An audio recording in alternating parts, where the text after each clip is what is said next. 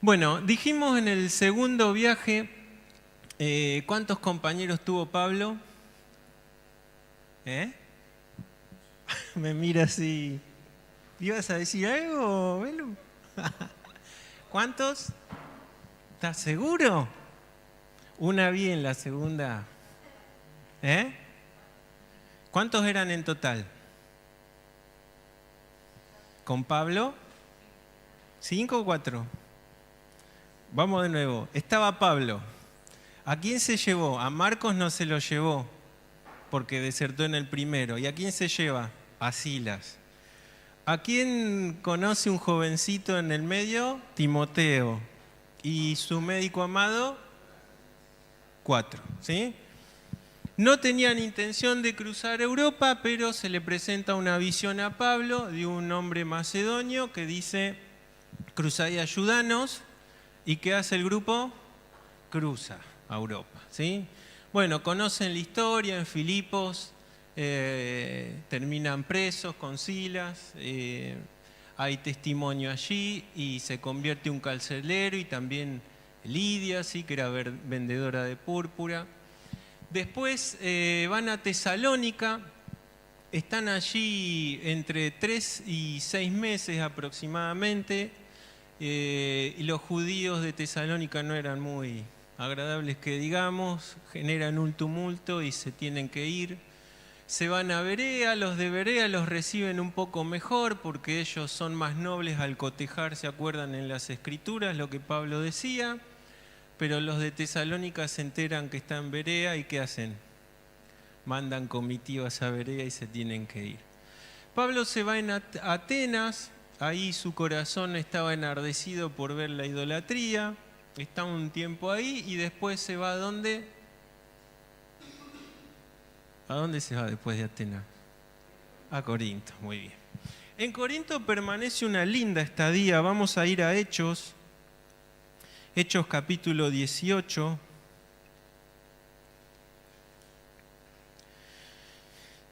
Dice, verso 1, lo voy a leer rápido porque esto es solo un repaso. Después de estas cosas, Pablo salió de Atenas y fue a Corinto. Y halló a un judío llamado Aquila, natural del Ponto, recién venido de Italia con Priscila su mujer, por cuanto Claudio había mandado que todos los judíos saliesen de Roma.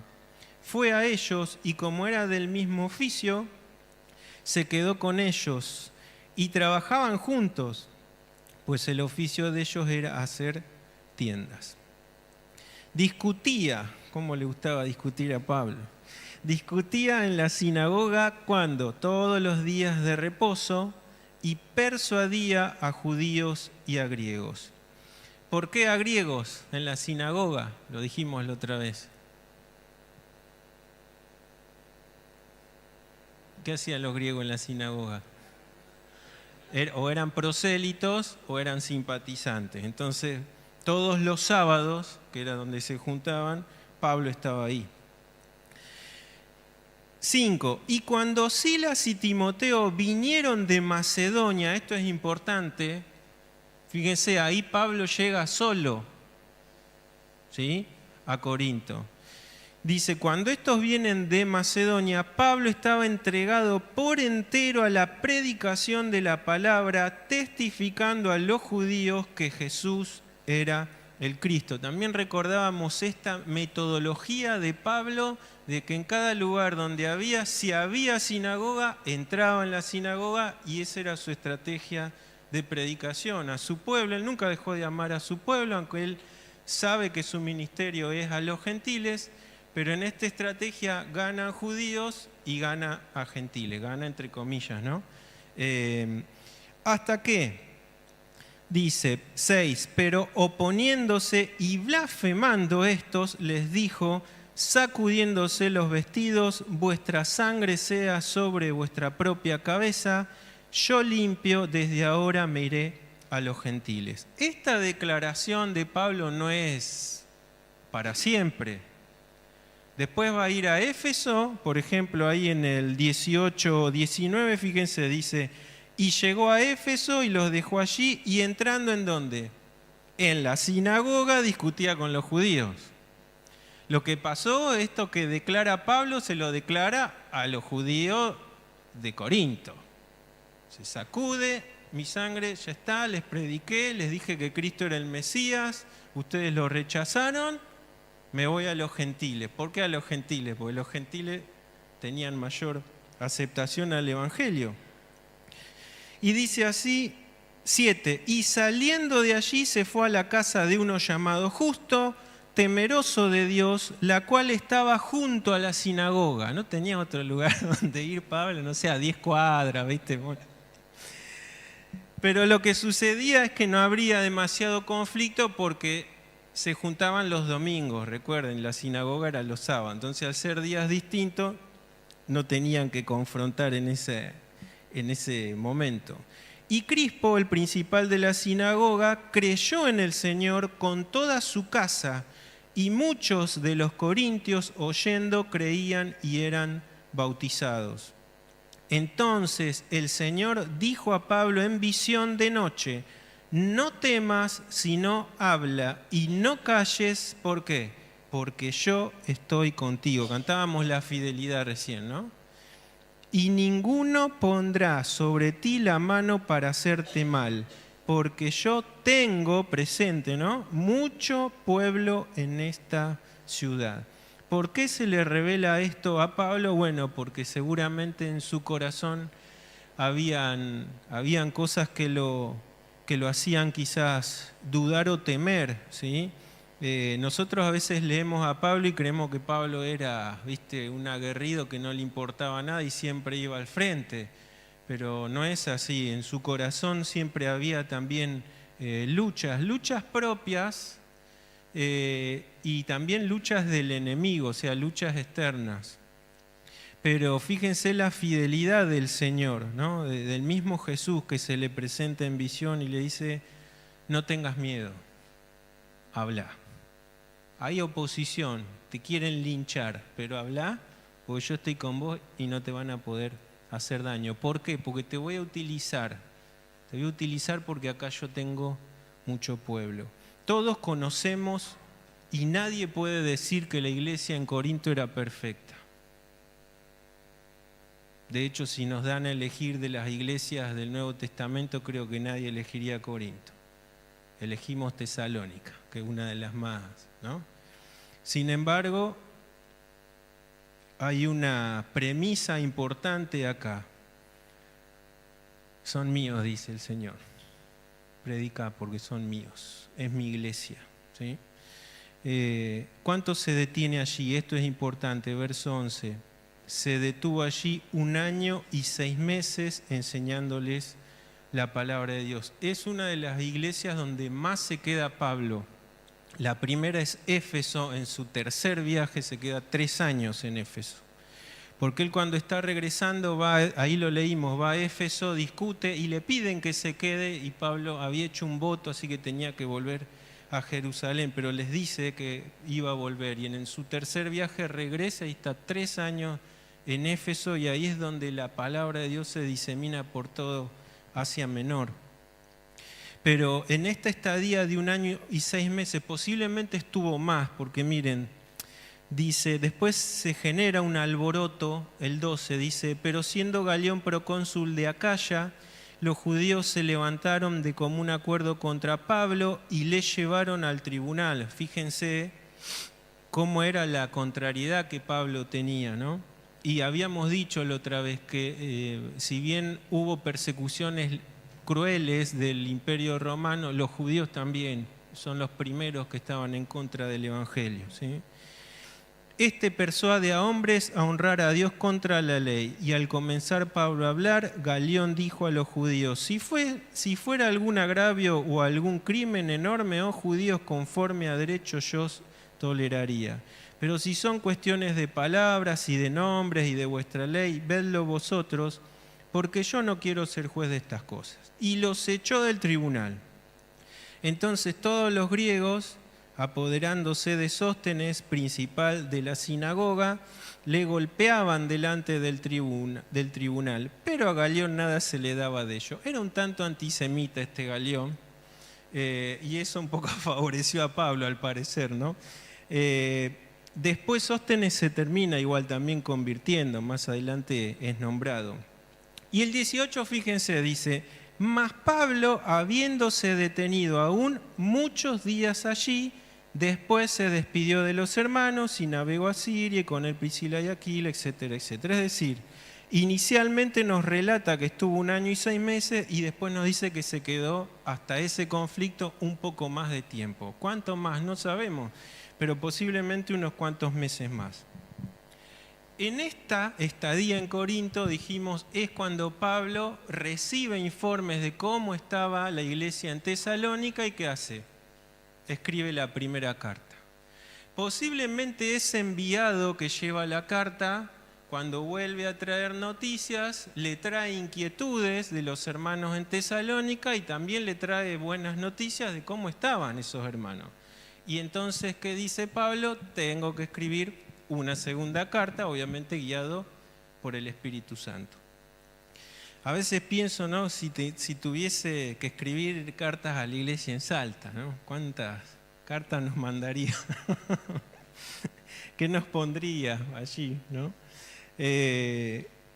Pero bueno, esto también es importante hacerlo notar porque vemos también un hombre que busca lo que Dios busca en el pueblo de Dios, que es la santificación y que siempre podamos crecer, ¿no? Porque si no, ya está, ya se convirtieron, el Espíritu Santo está con ellos, que se encargue, ¿no?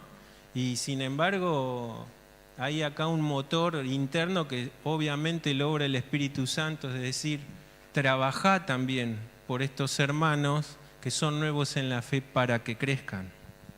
Y nosotros no somos ni apóstoles ni mucho menos, pero en nosotros también está esta carga de decir, tengo que estar velando también para el crecimiento del que tengo al lado, el que me sigue a mí, el que sea. Los que somos padres, inicialmente, ¿quiénes son? Nuestros hijos, ¿no? Nuestros hijos son la responsabilidad total, pero también en los ministerios en los que estamos en su iglesia también son los que Dios nos pone al lado, ¿sí? Vamos entonces ahora sí a 2 Tesalonicenses. Es una carta más pequeña que la primera y vamos a ver que estos hermanos, vamos a leer algunos textos. Quería decirles esto, que aproximadamente entre la primera visita que Pablo tiene a Tesalónica, que después se va y se queda en Corinto, hasta que escribe esta segunda carta puede haber transcurrido 1 año más o menos, ¿sí? Sin embargo, para nosotros hoy puede ser un corto periodo de tiempo, 1 año, ¿no? Pero pasa que este año era un año que ellos transcurrieron no con libertad plena, estaban siendo perseguidos. Estaban siendo atribulados y algunos habían muerto bajo esa persecución. O sea que el año que a veces se pasa, vieron que a veces dice, se me pasó rápido este año. Estos hermanitos no sé si se les pasó tan rápido, porque estaban, desde que llegaron a Cristo, estaban siendo hostigados, ¿no? por el Evangelio mismo. Entonces, vamos a ver, son 3 capítulos nada más. Obviamente, en esa época no había ni versículos ni capítulos, pero básicamente son 3 temas los que Pablo va a tocar en esta carta y es justamente el alentar a este pueblo de Dios que está pasando por estas tribulaciones. Después, obviamente, escribe porque había falsos maestros. Fíjense ustedes, en una iglesia que no era tan grande ya había igual maestros falsos que estaban dando malas enseñanzas en cuanto al regreso de Cristo. Y el tercer punto, que ya lo toca en la primera carta y que los vimos, son hermanitos que son desobedientes y que son un tanto ociosos, un tanto bastante ociosos, porque incluso no solo se rehúsan a trabajar, sino que se meten en la vida de los demás, ¿sí? Y entonces en esta segunda carta Pablo ya acentúa mucho más contra este grupillo que estaba ahí en la iglesia. Dice entonces, salutación. Van a ver que la salutación es casi estrictamente igual que en la primera carta. Dice Pablo, Silvano y Timoteo. Silvano es Silas. Pablo, Silvano y Timoteo a la iglesia de los tesalonicenses, en Dios nuestro Padre y en el Señor Jesucristo. Gracia y paz a vosotros, de Dios nuestro Padre y del Señor Jesucristo. Si bien nosotros, creo que lo hablamos a esto, hay un modelo de escritura de cartas para la época que Pablo conocía, también van a ver que hay un modelo que Pablo utiliza, que por lo general es Pablo apóstol, con sus colaboradores, y siempre dice gracia y paz. Empieza diciendo eso y termina diciendo y orando por gracia y por paz a la iglesia. Quiero decirles esto, no se puede invertir el orden. No puede ser paz y gracia. Si no conocemos la gracia de Dios, es imposible que podamos experimentar la paz de Dios. Siempre lo primero, y Pablo lo recalca siempre, es la gracia de Dios. Y nosotros, si bien no podemos entender al 100% lo que es la gracia de Dios, la pudimos conocer en Cristo Jesús. Vimos su gracia por parte de un, como decíamos el domingo, un sacrificio que fue por medio de algo injusto totalmente y de parte de hombres pecadores, pero el justo paga ¿por quién? Por nosotros los injustos. Sí, y esa es cuando nosotros vimos esa gracia de Dios, caímos rendidos a sus pies y por eso estamos acá, ¿no? Por eso podemos estar acá. Y le dice así, debemos siempre dar gracias a Dios por vosotros, hermanos, como es digno, por cuanto vuestra fe va creciendo y el amor de todos y cada uno de vosotros abunda para con los demás, tanto que nosotros mismos nos gloriamos de vosotros en las iglesias de Dios por vuestra paciencia y fe en todas vuestras persecuciones y tribulaciones que soportáis. Esto es demostración del justo juicio de Dios, para que seáis tenidos por dignos del reino de Dios, por el cual asimismo padecéis. Porque es justo delante de Dios pagar con tribulación a los que os atribulan, y a vosotros que sois atribulados, daros reposo con nosotros, cuando se manifieste el Señor Jesús desde el cielo, con los ángeles de su poder, en llama de fuego, para dar retribución a los que no conocieron a Dios ni obedecen el Evangelio de nuestro Señor Jesucristo, los cuales sufrirán pena de eterna perdición, excluidos de la presencia del Señor y de la gloria de su poder, cuando venga en aquel día para ser glorificado en sus santos y ser admirado en todos los que creyeron, por cuanto nuestro testimonio ha sido creído entre vosotros, por lo cual asimismo oramos siempre por vosotros, para que nuestro Dios os tenga por dignos de su llamamiento y cumpla todo propósito de bondad y toda obra de fe con su poder, para que el nombre de nuestro Señor Jesucristo sea glorificado en vosotros y vosotros en Él, por la gracia de nuestro Dios y del Señor Jesucristo. En este primer tema, fíjense, empieza con gracia y paz y cómo termina por la gracia de nuestro Dios y Señor Jesucristo. Básicamente hay dos cosas importantes acá. Una, dice, debemos siempre dar gracias a Dios. Pablo sabía que tenían problemas y no empieza diciéndole, ustedes son cabeza dura en esto, le están errando acá, ¿no? No empieza por los errores o por las falencias. ¿Por dónde empieza? Por la gratitud a Dios. Ni siquiera les dice, nosotros les tenemos que dar gracias a ustedes porque se están comportando de esta forma. No. La gratitud va dirigida a Dios. ¿Por qué? Porque como dijo Pablo, por más que haya trabajado más que los demás, no trabajó él. ¿Quién trabajó? La gracia de Dios en él. Por eso a veces es triste cuando personas muestran su propia justificación, olvidándose de lo que pueden hacer aún para el Señor, es por gracia de Dios, ¿no? Y vemos esto, ¿no? Que muestran su obrar o su justicia, entre comillas, para mostrar desnudeces de los hermanos de al lado.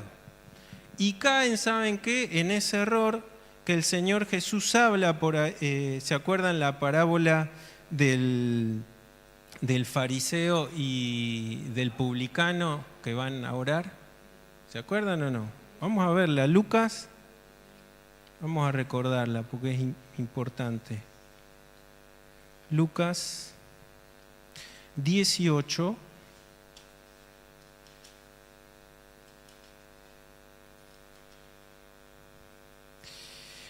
(9) 18:9. Dice: a unos que confiaban en sí mismos como justos y menospreciaban a los otros, dijo también esta parábola. 2 hombres subieron al templo a orar. Uno era fariseo, el otro publicano. El fariseo, puesto en pie, oraba consigo mismo de esta manera: Dios, te doy gracias porque no soy como los otros hombres, ladrones, injustos, adúlteros, ni aun como este publicano. Ayuno 2 veces a la semana, doy diezmos de todo lo que gano. Mas el publicano, estando lejos, no quería ni aun alzar los ojos al cielo, sino que se golpeaba el pecho diciendo: Dios, sé propicio a mí, pecador. Cuando este publicano dice eso, pide de Dios su gracia. Y en cambio el otro muestra su propia gracia, entre comillas, su justicia.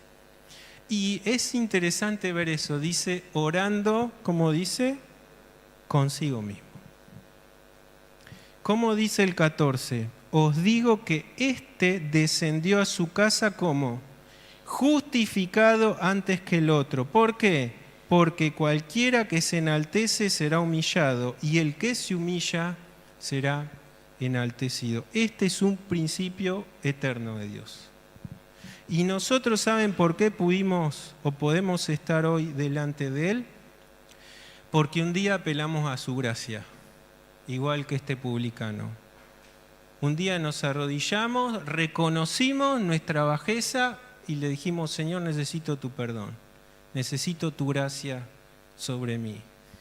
Entre nosotros ahora, incluso en el servicio, cuidado con menospreciar al hermano que está al lado, con poner mi justicia o porque yo hago esto, o tengo este ministerio, o trabajo más quizás que el otro, y menospreciar, dice ahí el texto, menospreciaba a su prójimo.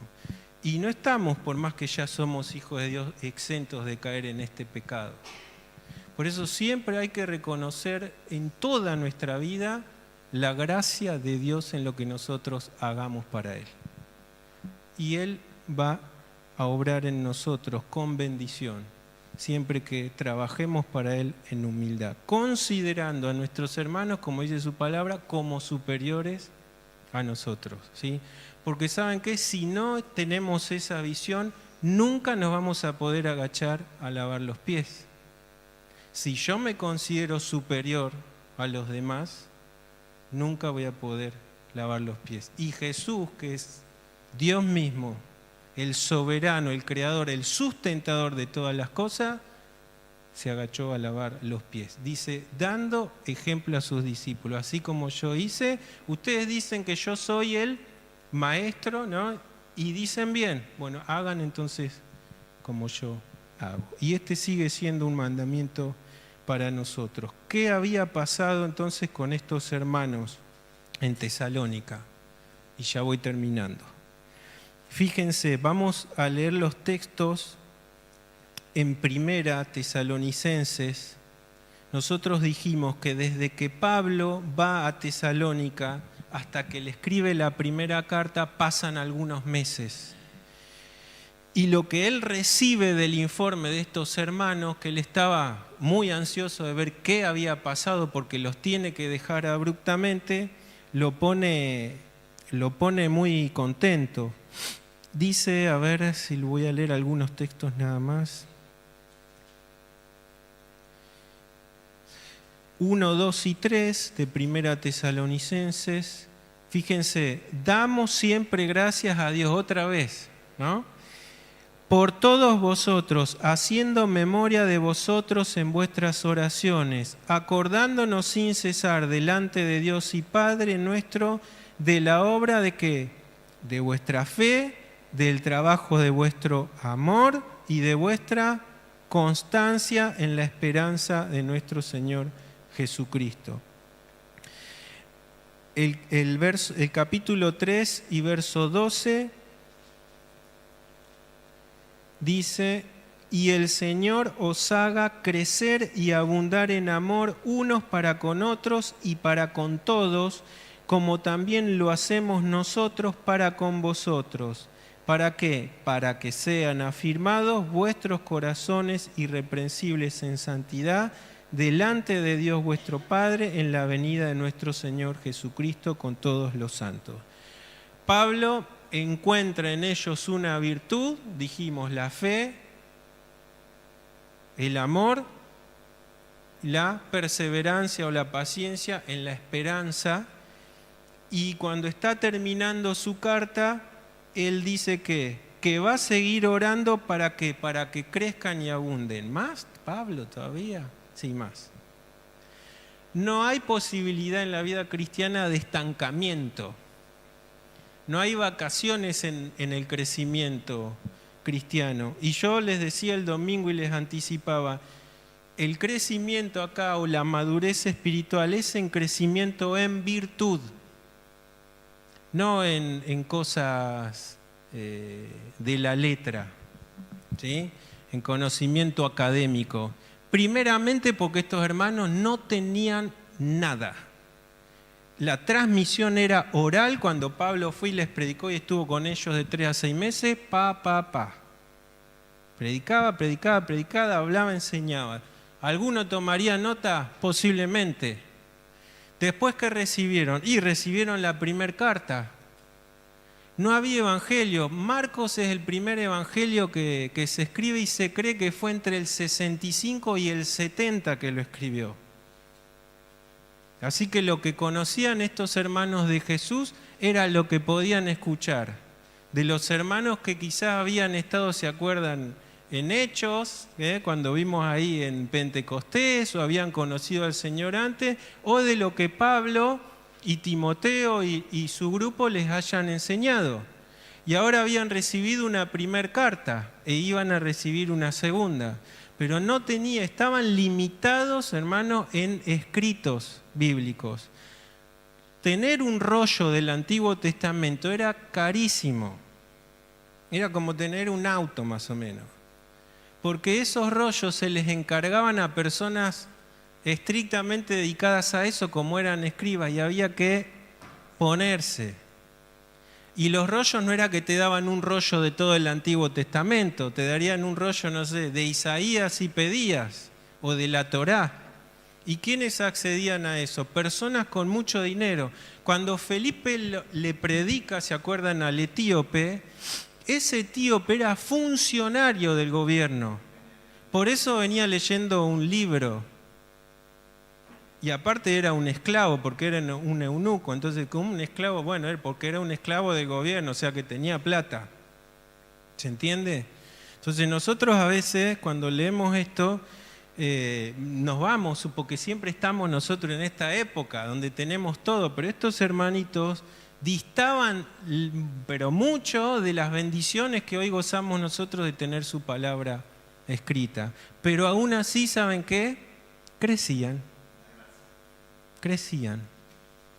Y no es que crecían porque, bueno, estaban tranquilos y tenían libertad para salir a las plazas a predicar, o crecían bajo persecución, crecían bajo hostilidad.